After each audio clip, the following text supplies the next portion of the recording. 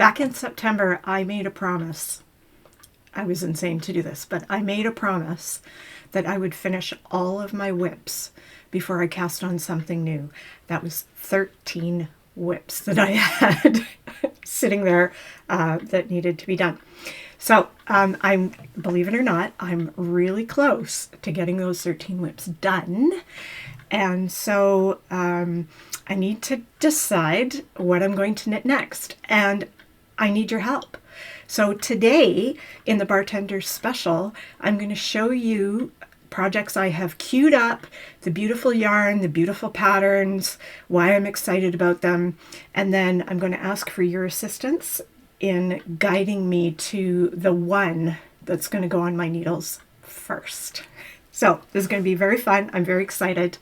And along with that, we'll have all the other regular segments, my loungewear, under the Knitfluence, Crochet Cordials, all the fun stuff. So, and I've got a really cool thing for Crochet Cordials today too.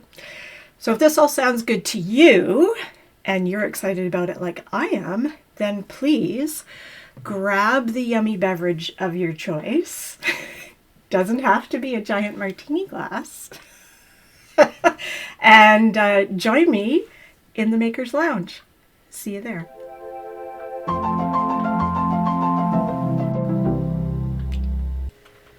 Welcome to the Knitter's Lounge, maker friends. My name is Nicole, and this is my podcast, Nicole Knits Under the Influence. This is episode 8, serving up my next cast on. And thank you for being here. Welcome. I know I have lots of new viewers today. So before I introduce myself, well, no. I won't do this before I introduce myself. So I'm Nicole. This is my podcast. And I'm coming to you from North Saanich, British Columbia, which is very near Victoria, British Columbia, which is British Columbia's capital city. I live here with my husband equivalent and our semi-delightful dog, Oscar, who will pop in and out of my podcast, as you will notice, with his pithy little comments.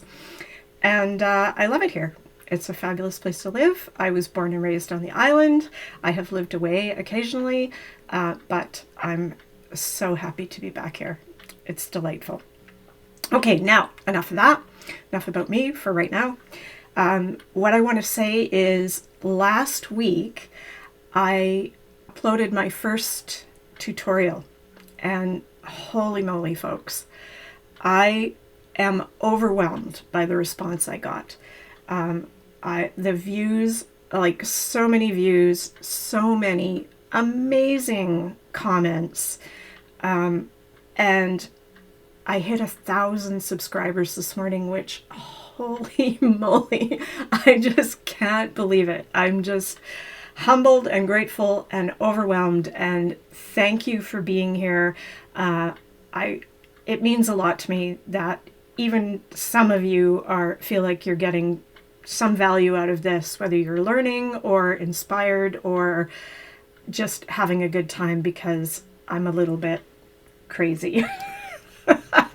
I'm a good knitter, but I'm a little bit crazy. Absolutely fantastic. Now, the one thing I will say is that because the thumbnail that I created for my tutorial last week says, throw away your row counters, it occurred to me the other day that, if I ever want to get sponsorship from any kind of company for my channel, maybe I should stop telling people to toss out their knitting supplies. So, oops. Oh well. It's probably the only time I will ever do that. I spend a ton of money. We won't even go there because husband equivalent himself won't want to know. But I spend a ton of money. Well, he knows. I spend a ton of money on knitting supplies, and I will tell you all about as many of them as I can, because I have so many that I absolutely love, and you might love them too. Okay, so moving right along. Cheers, and thank you so much for being here. If you have a good time at any point during this filming, please just keep it in your mind to hit the thumbs up button down there and subscribe if you haven't already. It does help get me out there to more people. So if you want to be helpful to others and me, let's face it, then please do that. Thank you.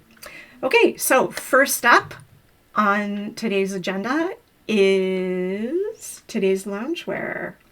And today's loungewear, you may know if you have been watching my previous episodes, this is one of the whips on the list. This is my latest finished object. This is Isabel Kramer's Westbourne night version. And I'll just stand up for a second here so you can get a better look at it. Look how cute this is. Don't you love it? I love it. I couldn't believe it when I put it on. It was exactly what I thought it was going to be. It's totally Nicole blue with a few classic stripes. It is light as a feather. This is the yarn that it was knit with. I'll cover up my face so you can see this. This is Ito Kinu 100% silk, and it is a lace weight, so it is a wee tiny little strand, wee tiny little thin strand of silk yarn. And I was a little like, really, am I going to knit a whole sweater in lace weight yarn? It was knit on a 3.5 millimeter needle, which isn't too bad. It's on the small side, but it's not too bad. So it's quite an airy, knit, quite an open mesh fabric. So you do need to wear something underneath. Well, you don't need to, but you know, you be you. I'm wearing something underneath, and it's just light. Like it weighs nothing. So I had 4 in the kit I bought. So my friend Kathy, now I'll just reiterate this, some of you will have heard this story before. My friend Kathy, who lives in Waterloo in Ontario, I was out there visiting back in May of this year. We went into Toronto. We went to the Knitting Loft. Fabulous store. Go there if you are anywhere in the area. If you visit the area, go to the Knitting Loft. I fell in love with it instantly. And believe me, I've been in a lot of yarn stores. So it was great. Anyway, we both saw the kit. They had kits to make this sweater. So I bought this one. Kathy bought one in kind of a different bluey gray with pink, light pink stripes. Oh, it's so pretty. And we were knitting it together. So we started knit along in May. When she came out here in a few weeks ago, we put our projects down side by side. Now put a pic up here so you can see. We were almost on exactly the same row. And no, we had not coordinated that. We had checked in with each other maybe 2 or 3 times over the months in between. And there we were, almost on exactly the same row in our progress. So following that, we went on she was here for about 10 days, and she and her husband, and all 4 of us went on a little trip together, which was phenomenal. And we got quite a bit of knitting done because it was a road trip. Yay for road trips and sitting in the back with your knitting. And I knit just a little bit faster than Kathy. And so, hi Kathy. And so I was able to finish mine, which is super exciting. Kathy's getting close to finishing hers. She's on her sleeveys. So yeah, she's stranded on Sleeve Island right now, but hopefully we can encourage her to finish hers. And then we'll have our twinsy sweaters, although we're on, almost opposite, well, not quite opposite sides of the country, but she's way over on the east and I'm about as far west as you can go. Anyway, I don't know what else to say about this. Was there anything else I needed to say? No. Oh yeah, right. So here's where I am. So the kit came with 4 of these cones and 1 cone in the contrast color. I have a whole cone and probably more than half a cone left of what came in the kit. So the way the Knitting Loft does their kits is they put enough yarn in the kit for the biggest size, and everybody pays the same price. And if you're a smaller size than the biggest size, you have yarn left over, and that's how it goes. It's just, they have a whole explanation for it. If you want to go on their website or whatever, they tell you why their rationale is for that, but it's fine by me because I really, between these two and this, I can at least knit myself a tea, a little summer tea or a tank or something out of what's left over. So I will get 2 garments out of the price for the 1 kit. So I'm good with it. Anyway, I'm very happy with it. The fit is fantastic. I didn't do any modifications. I just knit it, which is rare. I just knit it in the size I chose, and followed Isabel Kramer's instructions, which were very good. And I have a great sweater. Yahoo! Yeah, it's knit top down too, so I could try it on as we went and kind of gauge the yoke depth and all that stuff. Anyway, all good. Okay, that was loungewear. And then we're moving on to whips, shaken, stirred, and served up. So clearly, this whip off my whip list from September. This is a list of the whips that I had at the beginning of September that I promised I would finish before I cast anything new on. So now we can take the Westbourne and strike it off the list. And guess what? That leaves 3, only 3 whips, and one of them, which I'm going to show you right now, is very close to also being finished. So this, and those of you who watched the tutorial last week will recognize this because I was showing it as an example of using running markers. The only running markers that are left in it right now are the sleevey running markers, because I've got 1 sleeve done and I'm on the 2nd sleeve. So I leave the running markers in the 1st sleeve so that I can use them as reference. Can you see those? You can, right? They're kind of pink. Yeah. You can see those. I leave them in as reference for the 2nd sleeve, which is in progress right here. So here is this beauty. This is Joji Locatelli's Grace Notes Pullover. And you can find this pattern in Modern Daily Knitting's Field Guide number 22. I hope I've got that right. I was going to write it down and I forgot. Yeah, Modern Daily Knitting's Field Guide 22, which is called Grace, and it's all Joji Locatelli designs. She's amazing. Check her out. Links are all below as always.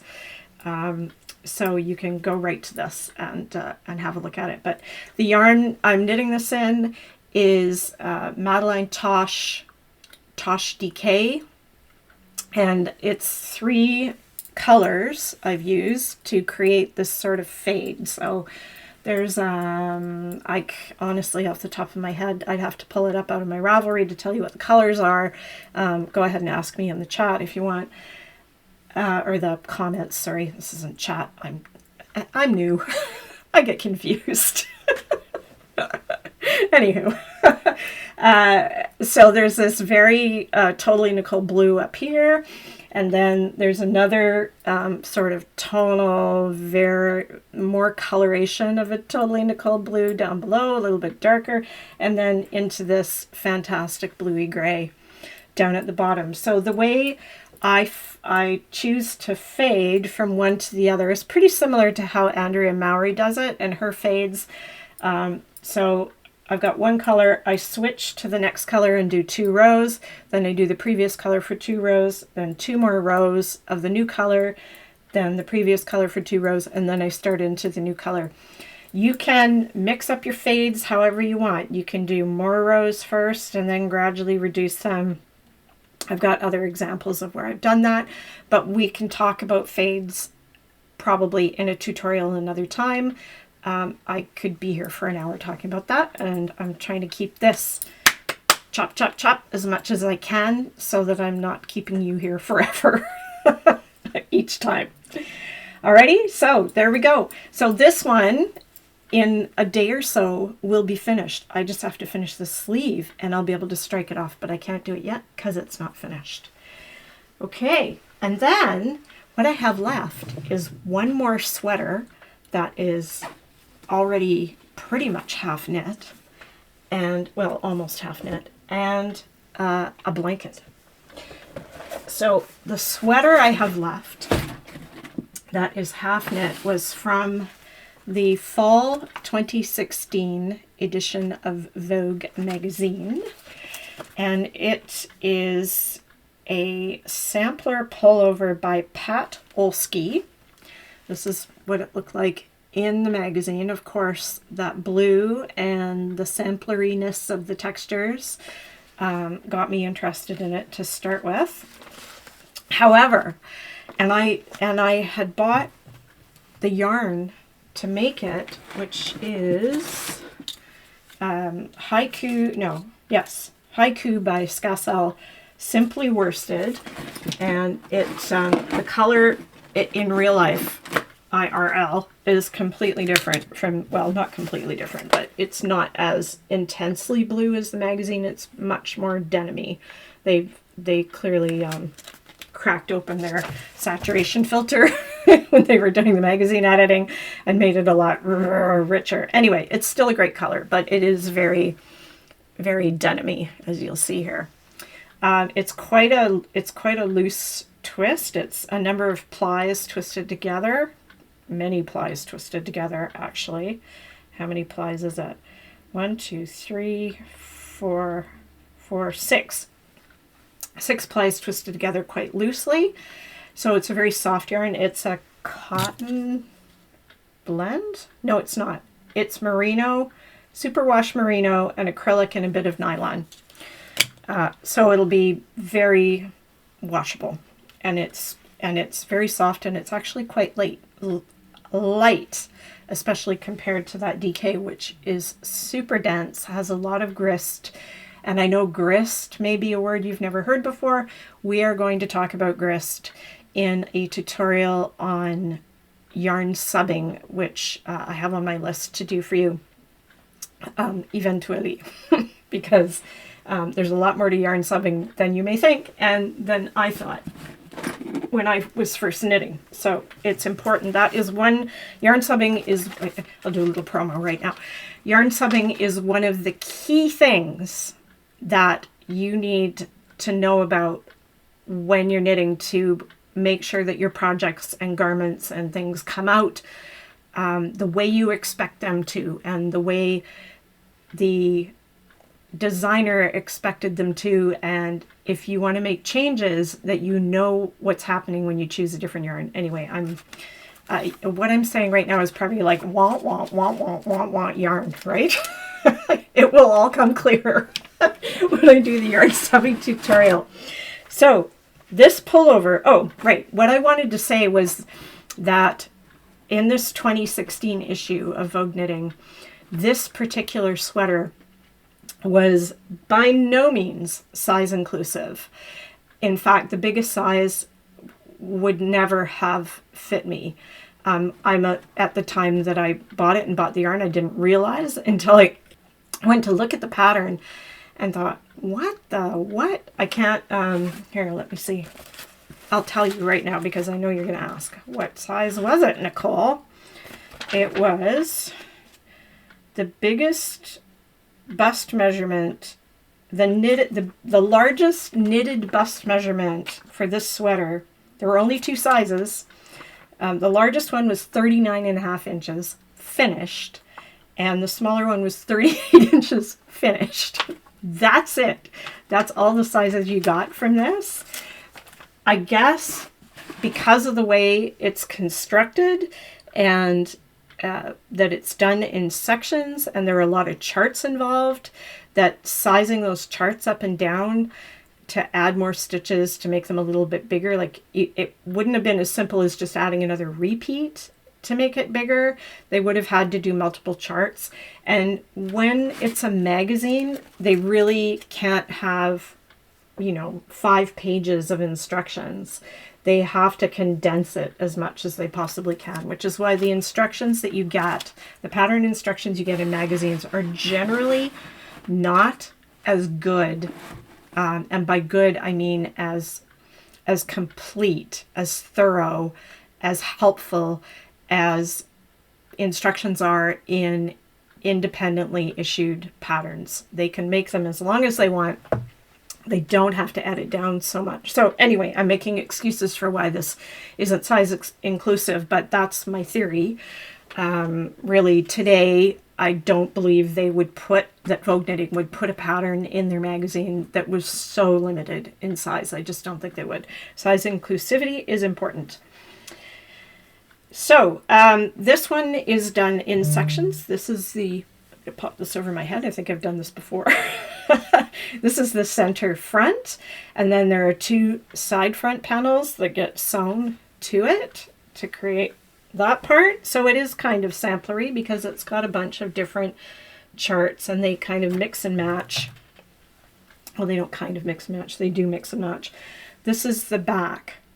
So what I did to make it bigger, because I am making it bigger than this pattern calls for, the pattern was knit all on a 5mm needle, and what I am doing, sneaky me, and it was just knit straight too. There's no shaping in it because it's because of all the charting. There's really no place to put shaping. If I had been designing this pattern, I would have done it differently. I would have put some plain sections in between where you could do shaping and increase and decrease. However, not my pattern, not my monkeys, not my zoo. Is that how that goes? I can't remember. Anyway, something like that. So I'll show you what I'm doing with this is I cast on at the bottom with a 6mm needle. So the bottom will be quite a bit bigger. The gauge will be bigger. I'll have fewer stitches per inch. So the same number of stitches will make more fabric around the bottom of the sweater. And then here where I've marked it, I switch to the 5.5, which makes it a little bit smaller through this section. And then here right at the waist area, I switch to a 5 to make it smaller again, just right at the waist, just to give it a little bit of waist shaping. And then I switch back to the 5.5 to knit the top part for the bust, around the bust chest area.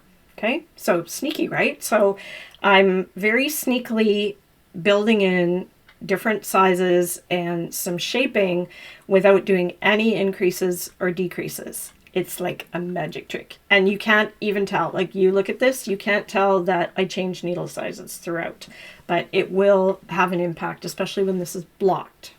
So you'll be able to see it a lot better once it's blocked. And I show it off when it's done. And that should go pretty quickly. I have the back center panel done. I have the front center panel done. I have one side back panel done.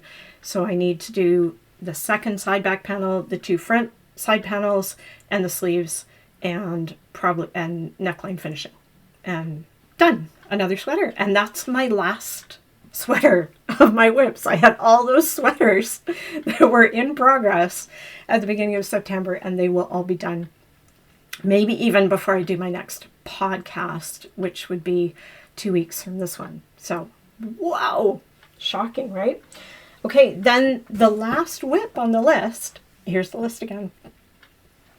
After Westbourne struck out, Grace Notes struck out, and the sampler pullover struck out, after that happens, the last one on the list is my Pearl Soho garter stitch library blanket. Here it is. I haven't shown this, I think, since the beginning. Is this the right side or the wrong side? That's the wrong side. Let's show you the right side, shall we? Although it looks pretty good on both sides, but it's slightly different. So here it is. Look at this baby. Isn't that great? It's so beautiful and it's so squishy. I'll be delighted to have this finished, because I'm just going to put it beside me in my nest down in the family room, and I will cozy myself up in it lots over the coming winter. So I'm pretty excited about this. I'm going to have to try and keep the dog from taking it over and ruining it, because Oscar, yes, you Oscar, will want it, because he does love to lay on my nets. He really enjoys that. So anyway, it's going to get covered in dog fur. There's no way around it. Who am I kidding? So I am about, I don't know, I think I have about a quarter of it left to do, which isn't bad. It's modular garter stitch. So it starts out at the bottom with just garter stitch striping. And then when you come to this section where it changes direction, what you're doing is at the edge, you're casting on the number of stitches you need to do the next section. And then you start working this way. And at the beginning of each row, you're picking up a stitch off the striped row below. That's how modular knitting works. You're starting with one piece and then you're building on it by picking up stitches and working in this direction or that direction. Modular knitting's really cool. If you've never tried it, I'm sure there are a bazillion YouTube tutorials on how to do it, and I will do one eventually myself. But if you can't wait, by all means, fire up your search engine and go into YouTube and check it out, because it's, especially in garter stitch, and modular is often done in garter stitch. My pardon me, oh my froggy today. I guess I should drink some of my giant martini, shall I? And no, this is not like 27 ounces of gin. It's just a regular martini in a giant glass, which I got while I was on vacation with Kathy and her husband up island at a fabulous market called in a tiny little place called Coombs, at the Goats on the Roof market, and got two of these magnificent giant blown glass martini glasses because I couldn't resist. Anyway, enough of that. What was I saying? Was I talking about modular knitting? I got so distracted by my giant martini. Oh man. Okay. I was talking about, now I completely forgot. Anyway, sending you to YouTube. I was sending you to YouTube to look at modular knitting. I was stuck. Oh, I know what it was. I remember now. My 10 stitch baby blanket that I did, which you can see in the, there's a link up above here. Every once in a while you're going to see little links up above that will be other videos that I've done that will relate to what I'm talking about now. So you can click on that, come back and click on those after and go check that out. Anyhow, my 10 stitch baby blanket is another version of modular knitting. It's just 10 stitches at a time, and you're picking up along the edge as you go around in this big rectangle. Here's a photo of what that looks like, just as a refresher, but you can go back and find out all about it by clicking on the link. Okay, one more thing about this project is it's a stash busting project, because there are no fewer than, here's my map and my notes. So you see the top of that? Those are all combos of colors that go into this. So it goes from A to T. So not quite 26 combos, but 20-ish different color combinations. And so I have in my basket a giant pile of colors that I just pulled. It's all fingering weight, sock weight, fingering weight yarn, 2 strands held together for each color section.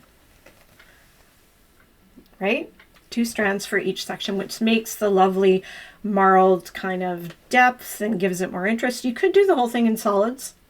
No reason why you can't. It's just a great way to use up all those yarn. Oh, I'm showing you the wrong side again. I just keep getting it turned around. But it is a great way to use up all those extras. I just had tons of it.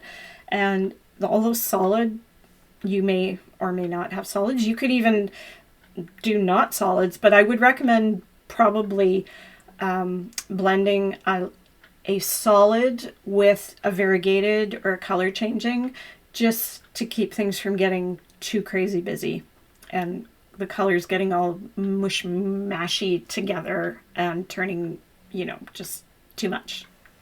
Less is more. You'll hear me say that a lot. Less is more. All right, there we go. So those are the whips, shaken, stirred, and served up. One of them's very close to being served up. They just need a little bit more work. So let's see. I don't think I can get all 3 of these done by the next podcast in 2 weeks, but I'll probably be really close. So it'll be the podcast after that gets me there. But we'll talk about this in a little bit when we get into the Bartender special and I show you the new patterns that I want to work on. So now we are going to move on to Under the Knitfluence, where I am going to show you all the cool things that I got recently. Let's look at all the fun stuff that I got recently and see what I've been knitfluenced by into buying or getting or receiving or what have you. So what I have today are 2 very cool bags. I have a book. I have a bundle of stuff that I got from the October Grocery Girls Knit for the Girls breast cancer research fundraiser. I bought a bundle from them, and a bunch of that money went to breast cancer research, which is a-okay by me. And then I have some cool little stitch tracker marker thingies that I'm going to show you. Stitch keepers, I think they're called. Okay, so let's start with, what was I going to start with? Let's start with Andrea's book. So this book is Knit Ovation, and it is by Andrea Rangal, who is a local to Victoria knitwear designer and author and teacher and all kinds of cool stuff.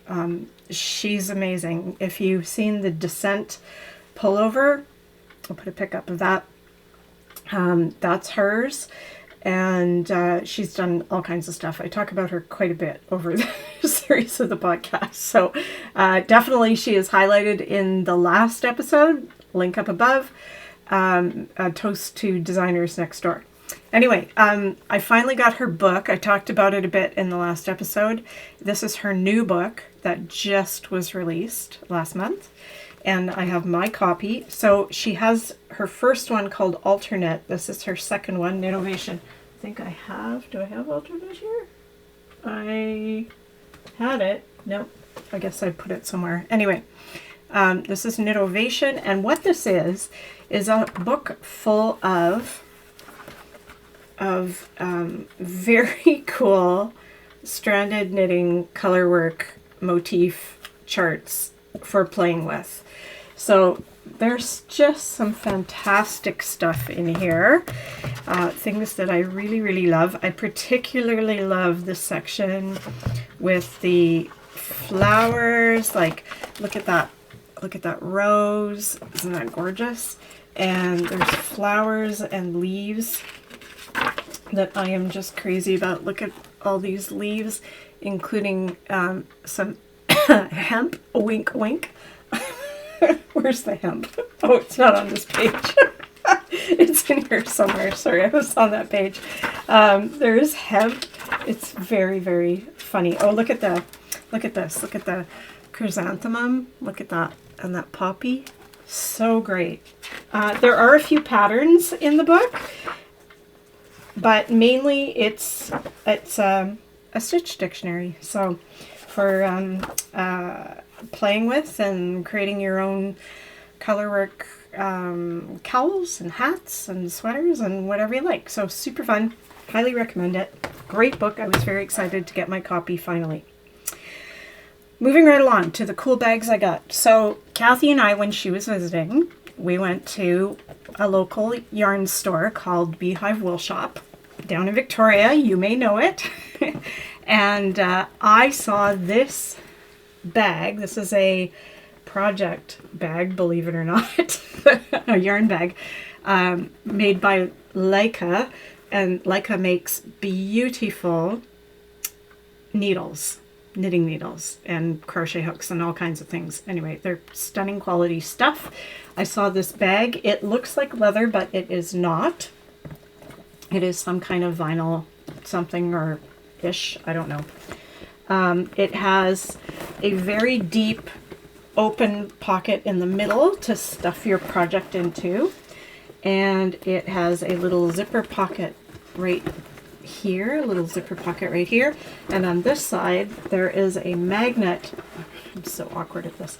There's a magnet pocket that is padded for keeping your handy dandy iPad with you while you travel. So those of you who are avid Knit Companion users, you can glide your iPad in there.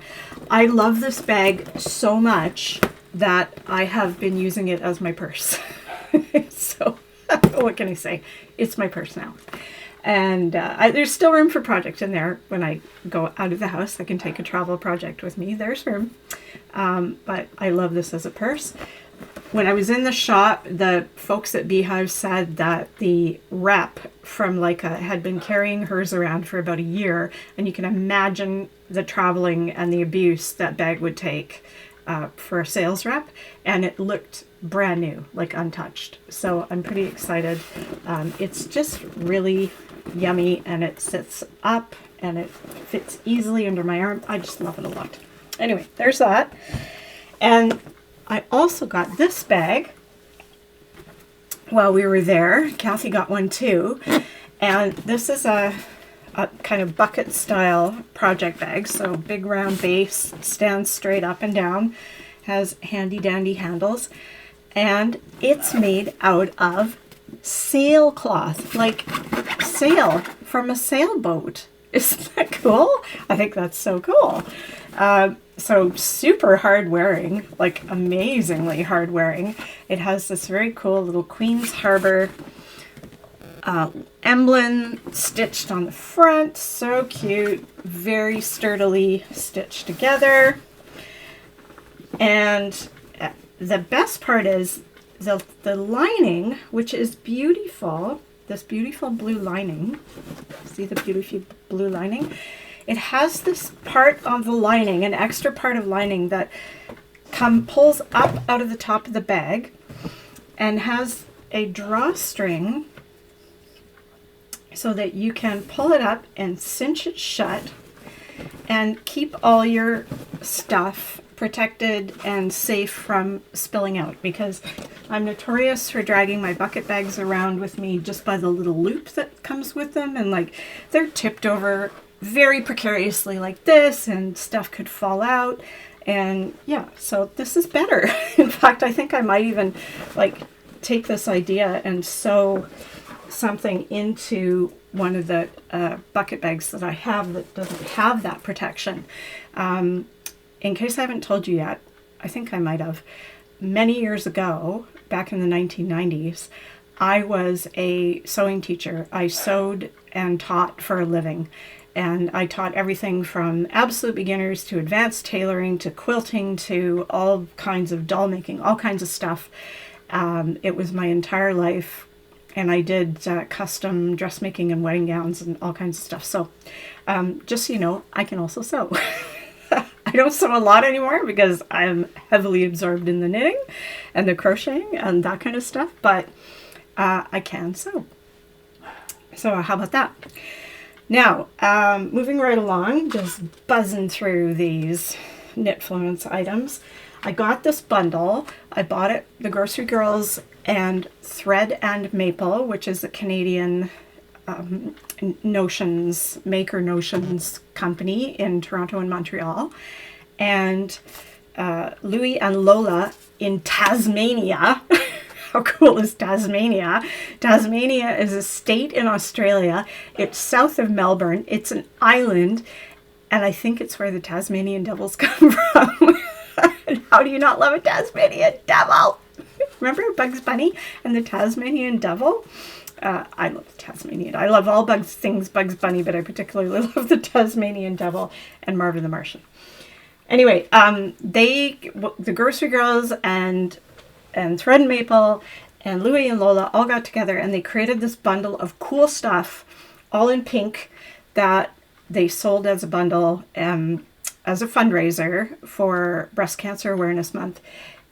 And they each contributed something to it. So let me show you what was in it. First of all, Thread and Maple. If you haven't visited Thread and Maple, their link is down below.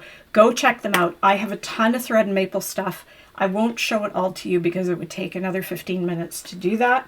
But this is a little leather project binder in pink with the breast cancer emblem on it. Isn't that special? It was a special edition for this in pink.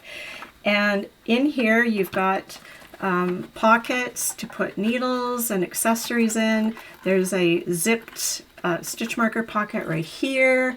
There's a little place you can put your scissors. This is a separate item that I happen to, which is cork, a little scissor holder that's cork that also comes from Thread and Maple that I already had. So that's in there. And my little cork needle slip is also in here from Thread and Maple. And there's room to put needles in here, like crochet hooks, whatever you want. I have some stitch fixer type crochet hook tools in there. And then you can just close up the whole thing and toss it in your project bag and away you go. These are, because they're leather, and handmade by two women own the company. One of them lives in Montreal, one of them lives in Toronto. They design these things. They have them made internationally. They're very choosy about who they use as their makers. And they're just beautiful. They're beautiful, but they are an elevated price point. So Coco Knits has come out with a similar thing in her washable paper canvas stuff. It's really cool. I'm going to order one and I'll show it to you next time. So it's probably about a quarter of the price of this, I think. Something like that, quarter, third. Sorry, Thread and Maple, I don't want to get you upset because I love you, but it's less money. But if you got a birthday coming up, Christmas is coming. Go to Thread and Maple, pick out some cool stuff. Send the links to your loved ones and with a little note that says hint, hint. All right, so that was in there. That was part of the bundle. Also part of the bundle was this gorgeous yarn from Louis and Lola in Tasmania. This is 60% merino, 20% silk, 20% yak, and so soft and squishy. You wouldn't believe it. Australians, if you're out there, let people know how much you love this yarn. It's, I mean, I'm making assumptions that you know about it and use it, but if you do, it's just, I just want to pet it. It's so nice. So there are two colors. The Grocery Girls, and I'm sorry, I apologize, but I can't remember either Tracy or Jody of the Grocery Girls did the pattern that went along with this. I have not downloaded it yet, so I don't have it to show you. Here's a picture of what it looked like. It was a hat and a cowl that you can knit this out of. Beautiful design, very nicely done. And yeah, so it came with the Thread and Maple thing, the yarn, the pattern for the hat and the cowl, and when you make the hat, there is also this phenomenal yarn bowler tie-on faux fur pom-pom. Look how beautiful that is. Look at how beautiful this pink blush fur, the depth, the detail, the fluffiness. I mean, isn't that spectacular? Yarn Bowler is a maker in North Vancouver, British Columbia. So a local maker, her name is Janet. She makes phenomenal pom-poms. I have several of them and I've put them on hats and they always look amazing. So there's that. That was in there. Thank you for supporting Breast Cancer Awareness Fundraiser 2023. That was in there. And this very cheeky little enamel pin. Isn't that a hoot? It's yarn, of course. Get your mind out of the gutter. It's just 2 balls of pink yarn with nipples on it. What's the problem? Anyway, I think it's adorable. So yeah, that was, oh, and for the hat and the cowl, when you finish them, there are these lovely little leather fold over bands that you can put over the edge and then secure them shut. You know those things. You see them on everything these days. They're really cool. They're really cool. And they have the little breast cancer logo again drilled into them, so, or stamped on them or something. Stamped on anything, but excellent, excellent quality. And the last thing I have is, and I'm sorry, I can't remember where I bought these, but somewhere on my travels in this past year or so, I bought these adorable little stitch keepers. They have a little clasp on them like you'd find on the back of a necklace, one of those little lobster clasps. And one of them says, oops, they're wood. One says, oops, fix this mistake. And the other one is a little band-aid.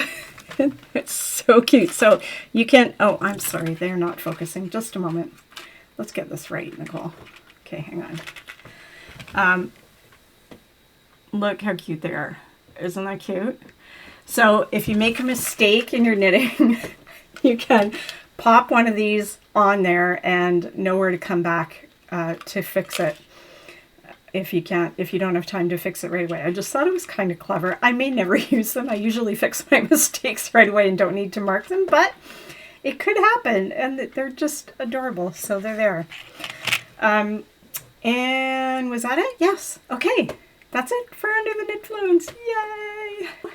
It's time for Crochet Cordials. And I have the coolest thing for Crochet Cordials today. I succumbed to a friend of mine has Pawnee has a website in Vancouver, and I'll put the link to her website down below where you can buy all kinds of cool knitty things locally. And one of the things she had was this beautiful Lantern Moon Tunisian crochet hook set called Bequest. So that's the tag that came with it. Don't you love Lantern Moon things? They're just so beautiful. So first of all, it comes in this delightful little mesh bag that you can tie up. And it's in a little zipped pouch with actual embroidery on the front. And I'm pretty sure if this isn't silk, it's very silk-like. Certainly has the sheen and the feel of a silk. So you unzip it and you get your hooks, your Tunisian crochet hooks, and your Tunisian crochet cables. And then in this little pocket down here is your Tunisian crochet caps. So there's the cables and the caps, and it all fits in this fabulous little container. Now, Nicole, what the heck is Tunisian crochet, you ask?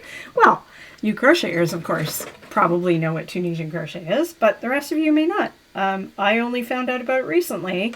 I've heard people talk about it. It's become quite a thing. All crocheting has become a thing lately. And I stand by my thoughts that it's a great for all knitters to know crochet, and perhaps all crocheters to know knitting. If you're here, I'm hoping you like both, or you're open to both at least. Tunisian crochet is crocheting on it's kind of like a hybrid crochet hook knitting needle idea, or like half a circular needle.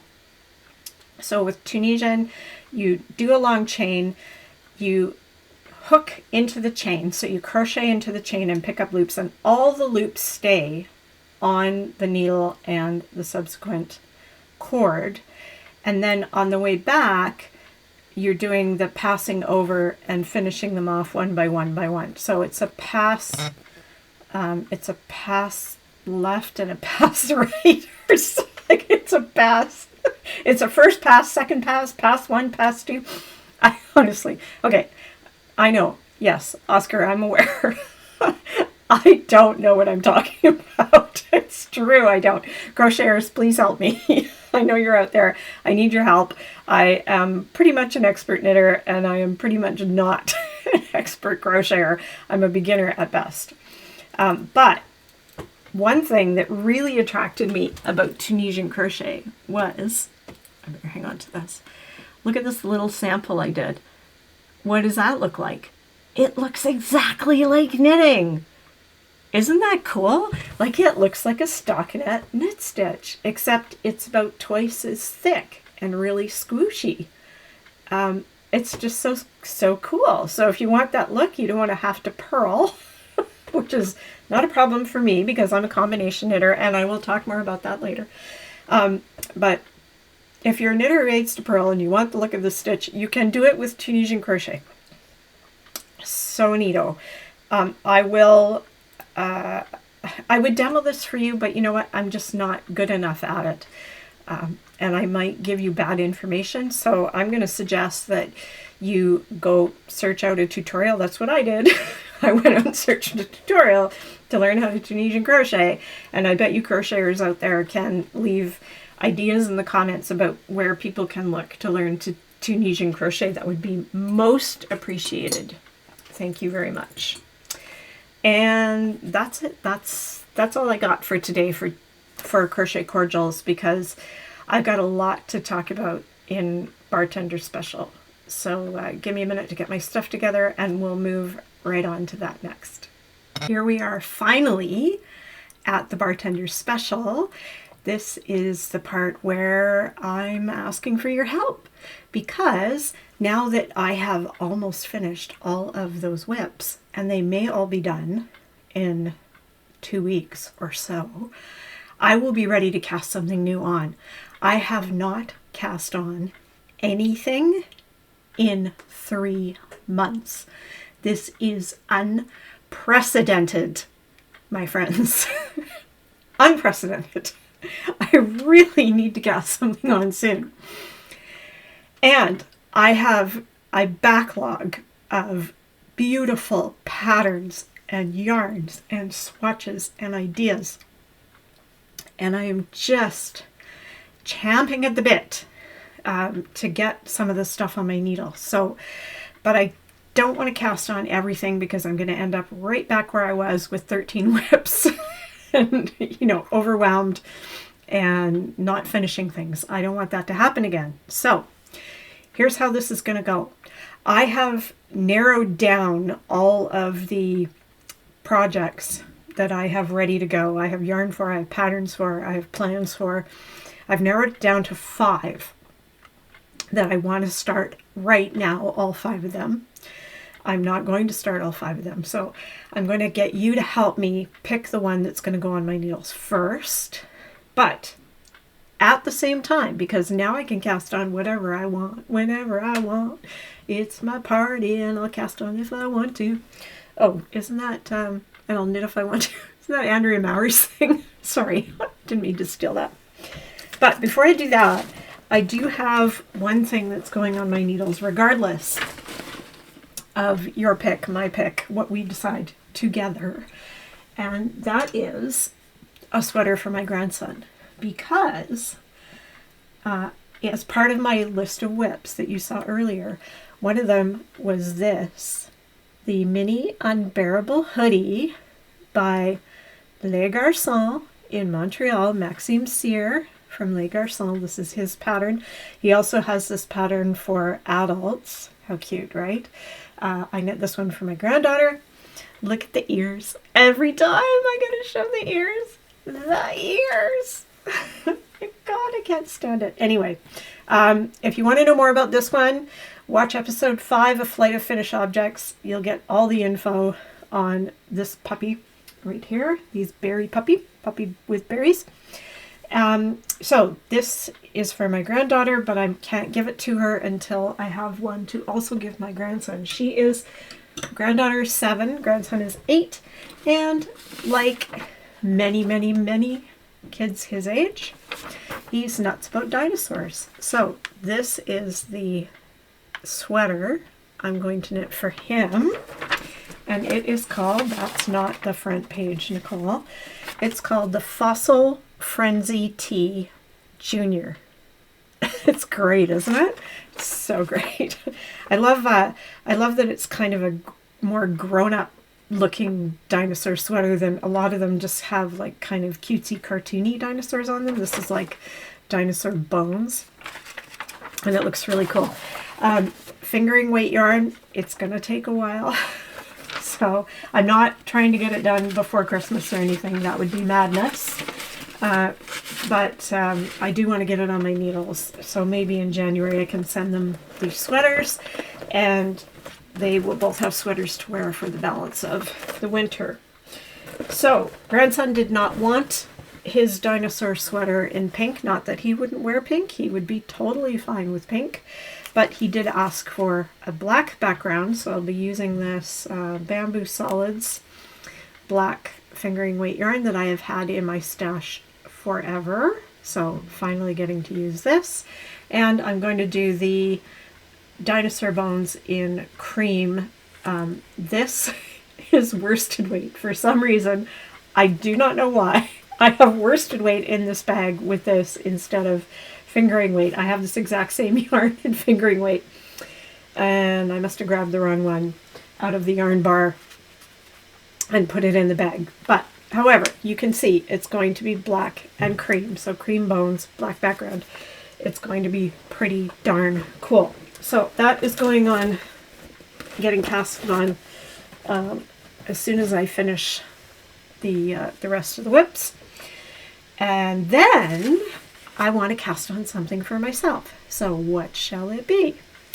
Well, here's the first option, and I'm going to put all of these options down in the notes below. I'll make a list, and you can, with links, so you can go check them out to your heart's desire, or you can just go, because you probably won't remember the name by the time you finish this video, and you can comment on which one you think I should cast on. And by the time we get to the next podcast episode, which would be 2 weeks from now, because next week's a tutorial again, I will look through, at that time I'll look through all the comments and tally up who said what, and then we'll see if I agree. I reserve the right to change my mind regardless of what you tell me. Although that would be pretty lame of me, I guess, you know, if you guys like overwhelmingly pick something for me and I said, no, forget it, I'm going to do what I want anyway. I'm really not that kind of person. So I probably won't do that. So this is the first one I'm going to show you. Is called Sveaborg. It's a cabled pullover by Sari Nordlund. Look at the cabley cables, the folded over neck, the little half zip. It's just delightful. I saw this pattern pop up on my feed somewhere last January. I instantly fell in love with it. I instantly went online and ordered yarn for it. And I've had the yarn since last January, and I just have not had an opportunity to cast it on and get it started. It's been a ridiculously busy year. So this is what I picked to knit it with, is Sonder Yarn Co. Sunday Morning DK in Blueface Leicester and Masham wool. And this yarn, the grocery girls have talked endlessly about this yarn. About every second or third episode, they're talking about Sunday Morning DK from Sonder Yarn, and they've both knit tons of sweaters out of it. And finally I thought, okay, that's it. I can't take it anymore. The sweater takes DK yarn. It takes this kind of woolly yarn, which is maybe a little bit scratchy for me, although it's not bad. I'm pretty wool sensitive, but this one isn't bad. There's, we'll talk about the barb grippy toothiness of wool when I do a tutorial on superwash yarn, or probably not a tutorial on superwash yarn, but it might be a bartender special topic at some point. So anyway, it's going to be this. So Hydrate is this color. Hydrate. It's gorgeous, right? And there's the pattern and the yarn. So what do you think? I think this is awfully me, and I would love to have the sweater to wear soon. So option number 1. Option number 2 is a cardigan by Julie Hoover. It's called Pearson, and it's just simple, classic, elegant perfection. It's got a high V-neck, stops above the bust line, comes straight down, single button, big pockets, beautiful ribbed edges. It's just gorgeous, and it's designed to be knit in Mayak Tibetan Cloud. If you don't know about Mayak, there's a link down below. Go check them out. Paula is the goddess of Mayak, and it's yarn from Tibet, and they make it in Italy, and I think it's made in Italy. I might be wrong about that. I'm sorry, Bella. I'm trying to remember this stuff from my brain, which is sad, especially, after several sips of martini. Anyway, this yarn is made from Tibetan sheep, and they are sheared and raised by nomads in traditional ways that have been used for centuries. You got to listen to this. So, creating a yarn that is exceptionally light and soft, sliding across your hands as clouds that float across the Tibetan sky. How gorgeous is that? I mean, how can you resist that? How can you? I couldn't. So I got splurgy, and I bought this. I bought some of it at the Knitting Loft in Toronto when Kath and I were there, and then I added to it when I chose this pattern because I think I needed one more skein. Anyway, I have this gorgeous Tibetan Cloud. I have this pattern, and this would be an ultra wearable, throw it on almost every day kind of cardigan in navy blue, which is about 80% of my wardrobe. Okay, that's 2 options. The third option, not a sweater, but a shawl. When I went to Knit City in September, which is our area's annual yarn show, although the Knit City Vancouver is only going to be semi-annual now. It's going to swap with Calgary for the western end of Knit City, and there's a Knit City Montreal that is now going to alternate years with Toronto for the Eastern Knit City event.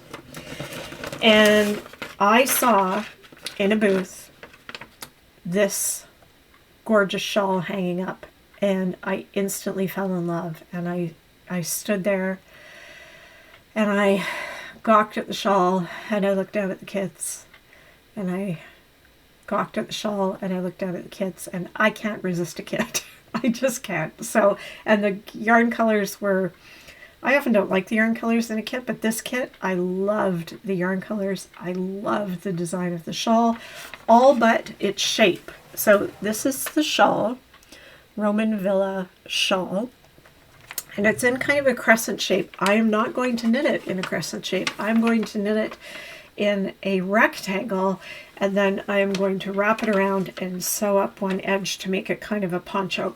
Trust me, it's a fabulous way to wear a shawl. It doesn't fall off. It doesn't require any kind of closure. It doesn't need styling. You just throw it on.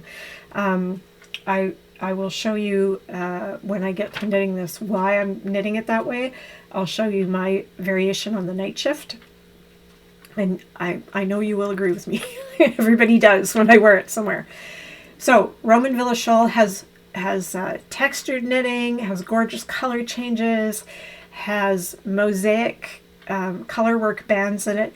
Mosaic knitting, slip stitch knitting people, if you've not done this yet, you're going to do it because I'm going to do a tutorial on it, and I talk about it in virtually every episode. So if you're sick of hearing about it, tough, because I love mosaic knitting. It is color work knitting that is done with one color at a time. It makes jaw-dropping, stunning looking color work. Here's a quick little sneak peek, right? This is my own design of a mosaic knit cowl. And, oops, here I am being inelegant again. Anyway, one color at a time. It's so easy. A beginner can do it. And I'm not kidding. A beginner can do it. Oh my God. I'm new at this. Someday I will be polished. But that day is not today. Shut up, Oscar. Okay, look at these colors. Look. Look. They are magnificent. Now, I normally do not knit shawls in multiple colors like this. I knit shawls in one color or two colors at the most. In fact, I can't even think. Oh, except for my night shift, which is multicolored. So that's not true. I do have my night shift. But look at that colorway. It's gorgeous. This is Ancient Arts Yarn. They are a Canadian yarn maker. And this wool is 25% Manx Loatan. I have no idea what that is. Some kind of crazy sheep. 75% Punta Arenas wool. I think Punta Arenas is a place in South America, but again, I could be wrong. Don't hold me to that. Thank you. It's DK weight. It's very lofty. And it's really not very scratchy. So whatever these sheep are, I quite like them. I don't think it's superwash, which makes me happy these days, but that's a subject for another time. So there you go. Could be a colorful shawl. Now, I really, really love all these sweaters. Like, I love these sweaters that I have ready to go. However, I did just finish like 5 sweaters in a row in the last couple of months. So it's true. I could take a break from the sweaters and knit a shawl. It's true. Okay. So there is that. And while we're on the subject of color work, this is another kit that I have ready to go. This is the Lunenburg Pullover Color Work Yoke by Amy Christoffers, who is an amazing knitwear designer. And I bought this kit, which is a beautiful charcoal Briggs & Little, and then some lichen and lace, another Canadian yarn. Briggs & Little is also Canadian yarn. It's all Canadian yarn. And Lunenburg is a lovely little town in Nova Scotia where I went with himself just this past year when we were traveling. We did a 10-week RV trip. So much fun. Again, I may have said this already today. I can't remember, but in episode 2, Stalking the Yarn Bar, you could see the whole trip. And I show all of this stuff, all the yarn and all the places I stopped for yarn along that trip across Canada and back. So across from where we are on the very westest of the West Coast to Newfoundland, to the very eastern point of North America that you can possibly be, and back again. We did a little foray into the northern states of the US and New England area. On our way up, it was great fun. Anyway, all of that is in episode 2 if you want to check that out. And what was I going to say? Oh yeah, Lunenburg is just the cutest town. Beautiful colored houses, the Blue Nose 2 sailing ship that is on the back of the Canadian dime. Like, it's just this little stores, little restaurants. Fantastic. I would love to go back there. We were only there for a few hours. I'd love to go back and stay longer. So I've got the Lunenburg pullover. It holds memories for me. I would love to knit it and be able to wear it. And it's got pretty, really easy color work in the neck. It's like very small, short little runs of stranding. So no messing around with needing to do ladder back or anything. It's just going to be beautiful. So if you are inclined to see me do some color work, then you're going to be leaning towards either the Lunenburg pullover or the Roman Villa shawl. Okay, and then what am I missing? 1, 2, 3, 4, right. And last but not at all least, the one that is my absolute favorite for this moment, and in my heart of hearts is the one I would really like to cast on first, and that is this vest that is a new pattern in the last couple of months by Thea Coleman. It's called Smoke Show. Thea Coleman is the knitwear designer from Baby Cocktails. She's been around a long time. She's a very experienced designer. She designs phenomenal garments. And I just love everything about this vest. I love that it's a V-neck. I love that it buttons up. I love that it has this sublime, interesting cable. I love the ribbing. I love the edgings. I love that I could throw it on over everything. I could throw it on over a white shirt and dress it up, or over a t-shirt and dress it down. It just seems to me like the most amazingly wearable piece that you could possibly imagine. And no sleeveys. No getting stranded on Sleeve Island. Doesn't that sound like a good idea? Anyway, here's it was designed for Mayak 100% baby yak yarn, and the pattern only came with the yarn purchase. That may be different now. I know she was eventually going to release the pattern to the general public without having to buy the yarn, but in the interim it was a special deal because Mayak does like these monthly fancy kit things that they do, and so it was part of that. So with the purchase of yarn, you got the pattern, and so I bought the Mayak yarn, and I bought Midnight Blue. And when I received the package and opened it up, it was kind of later in the day. The light wasn't great in the room, and I opened it up and I looked at it and I went, "That's black. I didn't order black yarn." I went racing back to my computer, scramble through my emails, rechecked my order. Nope, definitely ordered blue. Went back and looked at the tags again. Nope, says Midnight Blue. I was like, but it's black. I'm sure it's black. Like, look how dark it is. But if you really get a good look at it, like when I bring it up here and you can see it in the light, you can see that it actually is blue, right? You can see that blue in the light. Is that focusing on that? I can't tell. Yeah. But it's just the darkest navy blue you could possibly imagine, which once I figured that out made me even happier. I know, I'm crazy. I'm not crazy, but I'm crazy. Anyway, here's the swatch I knit so you can see how fab this is. Look at that cable. Isn't that something? Look how beautiful that cable is. It's so beautiful. I just love it. Anyway, yeah, I would love to knit this. This yarn is incredible. It was another splurge, of course, because I tend to be splurgy, and I'm not a yarn snob. I honestly am not a yarn snob.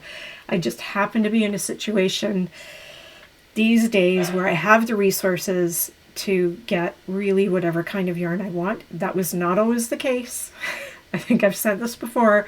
There was a time when all I could afford was 69 cents a ball acrylic sale yarn from the department store, and I knit beautifully with that. So you knit with the best that you can afford, and we will talk about that when we talk about yarn subbing, and we'll talk about yarn affordability and all those sorts of things when I do a tutorial on yarn subbing.